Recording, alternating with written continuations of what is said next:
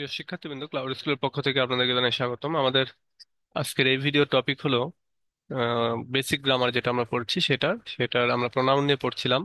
আগের ভিডিওতে আমরা প্রোনাউনের সম্পর্কে পড়েছি যে প্রোনাউন কি, এবং প্রোনাউনের ইন্টারোগেটিভ প্রোনাউন কাকে বলে, ইনডিফিনিট প্রোনাউন কাকে বলে, রিলেটিভ প্রোনাউন কাকে বলে বা কি জিনিস, এটা জানার চেষ্টা করেছি। এবার রিফ্লেক্সিভ প্রোনাউন কি, কোন জিনিস, সেগুলো আমরা জানার চেষ্টা করেছি।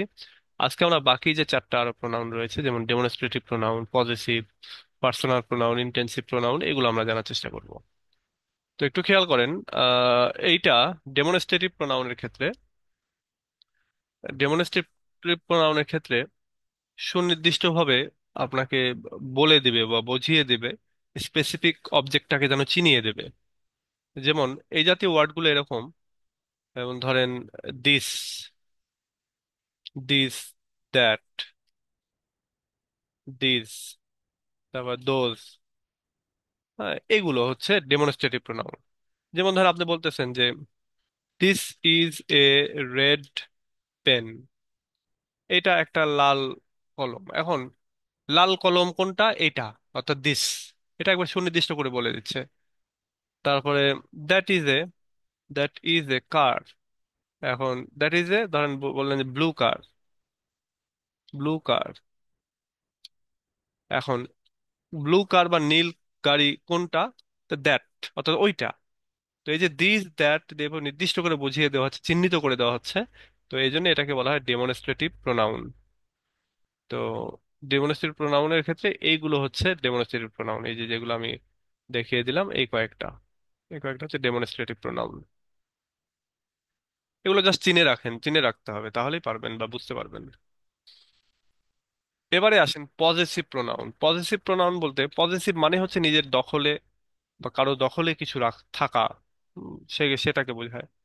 যেমন পজেসিভ বলতে ধরেন আম, একটা গাড়ি আপনার, তাহলে আপনি বলতেছেন this is, this car is of mine, অর্থাৎ এই গাড়ি আমার। তাহলে MINE, মাইন মানে আমার।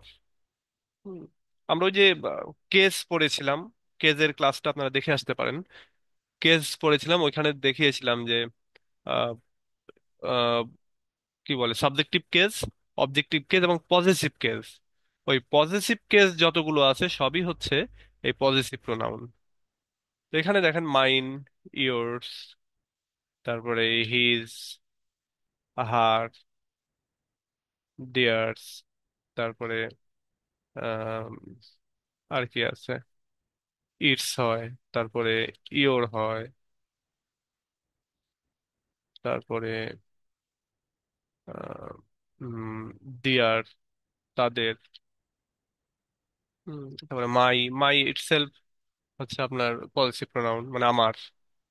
তারা একজন ব্যক্তির হতে পারে রহিম, রহিমস, এই যে অ্যাপোস্ট্রফি দিয়ে বলা হচ্ছে রহিমের। হ্যাঁ, তো এগুলো হচ্ছে পজিটিভ প্রোনাউন। তো পজিটিভ কেস যে জিনিস, সেটাই হচ্ছে পজিটিভ প্রোনাউন। একটু মাথায় রাখেন, কেজের ক্লাসটা যদি আপনার করা থাকে তাহলে এটা আপনার জন্য ইজি হয়ে যাবে। তো এই হলো পজিটিভ প্রোনাউন। এরপরে আসেন পার্সোনাল প্রোনাউন। পার্সোনাল প্রোনাউন হচ্ছে আপনার, আমরা যখন নাউন পড়েছি, যখন প্রপার নাউন পড়েছিলাম না, যে কোনো ব্যক্তির নাম বা কোনো জায়গার নাম, কোনো স্থানের নাম বা কোনো কিছুর স্পেসিফিক নামকে বলা হয় প্রপার নাউন। তো প্রপার নাউনের পরিবর্তে যে সমস্ত প্রোনাউন গুলো ব্যবহার হয়, সেগুলোকে বলা হয় হচ্ছে এই পার্সোনাল প্রোনাউন। যেমন ধরেন আমরা যদি এরকমটা ব্যবহার করি, যেমন আপনার বা আমার নামের পরিবর্তে হবে হচ্ছে আই, আমি, তাই না? তারপরে ধরেন মি, আমাকে, তারপরে ইউ, তারপরে দে, তারপরে হচ্ছে হি, তারপরে শি, তারপরে হিম, আর কি থাকতে পারে, হার, তারপরে দেম। এগুলো হচ্ছে আপনার সব পার্সোনাল প্রোনাউন। এগুলো পার্সোনাল প্রোনাউন। দেখেন এগুলো সবই সাবজেক্টিভ, সাবজেক্টিভ এবং অবজেক্টিভ। আপনারা আপনারা যদি কেস পড়া থাকে, কেসের ক্লাসটা যদি করা থাকে, তাহলে জানতে পারবেন যে এই যে এইগুলো হচ্ছে পজিটিভ, পজিটিভ কেস। আর এই জায়গার ভিতরে যেগুলো আছে দেখেন সবই সাবজেক্টিভ কেস এবং অবজেক্টিভ কেস। তো সাবজেক্টিভ এবং অবজেক্টিভ কেসের ভেতরে আমরা যে প্রোনাউন গুলো পাই, সেই সবই হচ্ছে পার্সোনাল প্রোনাউন। পার্সোনাল প্রোনাউন ব্যক্তিগত প্রোনাউন, ব্যক্তির নামের পরিবর্তে বা জায়গার নামের পরিবর্তে ব্যবহৃত হচ্ছে। আর পজিটিভ প্রোনাউনটা আমরা পাই হচ্ছে পজিটিভ কেসের ভেতরে, তাই না? পজিটিভ কেসের ভেতরে যে সমস্ত শব্দ হয় সেগুলো সবই পজিটিভ প্রোনাউন। একটু মিলিয়ে মিলিয়ে এভাবে পড়বেন, দেখবেন যে মনে থাকতেছে। আচ্ছা, এরপরে দেখেন ইনটেনসিভ প্রোনাউন। ইনটেনসিভ প্রোনাউন হচ্ছে আপনার এক কথায় রিফ্লেক্সিভ প্রোনাউন।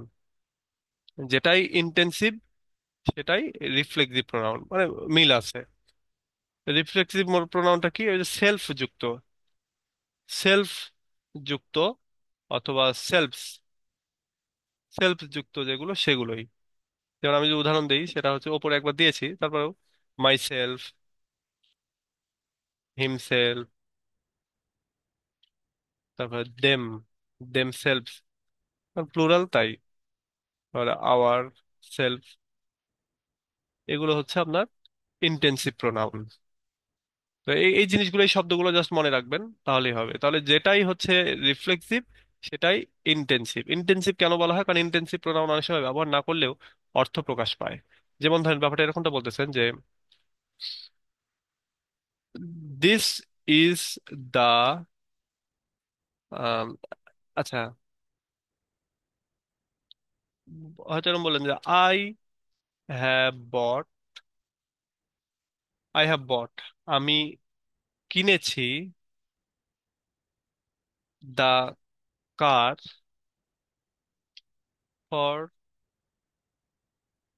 আচ্ছা আচ্ছা, এখানে আমি কিনেছি এই গাড়িটা। এখন এখানে আপনি যদি এরকমটা ব্যবহার করেন, আই মাইসেলফ, আই মাইসেলফ, আমি নিজে গাড়িটি কিনেছি।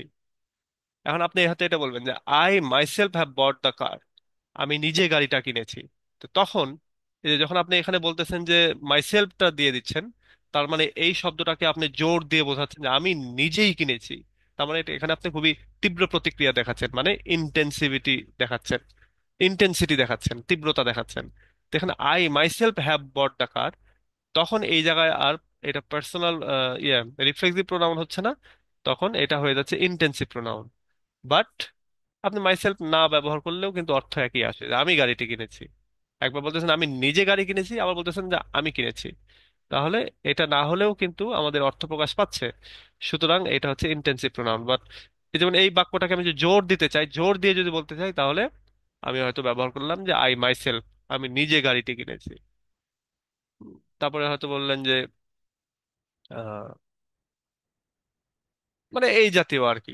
আমি আর উদাহরণ দিলাম না, এটা শুধু জেনে রাখেন ইন্টেন্সিটি বাড়ানোর জন্য এখানে মাইসেল ব্যবহার করা হয়। আমরা অনেক সময় বলি না যে আমি নিজে দাঁড়িয়ে থেকে এই কাজটি করিয়েছি। তো এটা না বলে হয়তো আপনি এটাও তো বলতে পারেন যে আমি কাজটি করিয়েছি, আমি কাজটি করিয়েছি, আচ্ছা ঠিক আছে। কিন্তু যখন হচ্ছে যে আমি এইখানে নিজে দাঁড়িয়ে থেকে কাজ করিয়েছি, আমি এই কথাটা আমার নিজের কানে শুনেছি, এই যে নিজের কানে নিজে দাঁড়িয়ে থেকে কাজ করানো, এর মানে কি? ওই বাক্যটা তীব্রতা বাড়ানো হচ্ছে, ইন্টেন্সিটি বাড়ানো হচ্ছে। তো ওই ক্ষেত্রে ওই নিজে অর্থাৎ মাই সেলফ এই শব্দটা, বা হিমসেলফ, দেমসেলফ, এই শব্দগুলো তখন হয়ে যায় ইন্টেন্সিভ প্রোনাউন। আর এইভাবে যদি ব্যবহার না করলে এগুলো সাধারণত রিফ্লেক্সিভ প্রোনাউন। এই যে রিফ্লেক্সিভ প্রোনাউন। ওকে, তো এই হচ্ছে আমাদের প্রোনাউনের চ্যাপ্টার শেষ। আমরা আগের ভিডিও এবং এই ভিডিও দুইটা মিলিয়ে পড়বেন, দেখবেন যে প্রোনাউন সব ক্লিয়ার হবে ইনশাল্লাহ। আর আমাদের সামনের ক্লাস থেকে আমরা শুরু করব হচ্ছে ভার্ব নিয়ে পড়াশোনা শুরু করবো। ভার্বটা একটু একটু কঠিন লাগবে ভার্ব করতে। তো আমরা এই ভার্বের ছোট ছোট টপিক করে আমরা ভিডিও 4-5টা ক্লাস ভার্বের উপরে করব, তাহলে দেখবেন মনে থাকতেছে। তো ঠিক আছে, আজকে এ পর্যন্তই। ভালো থাকবেন, নেক্সট ক্লাসে আবার কথা হবে। আল্লাহ হাফেজ।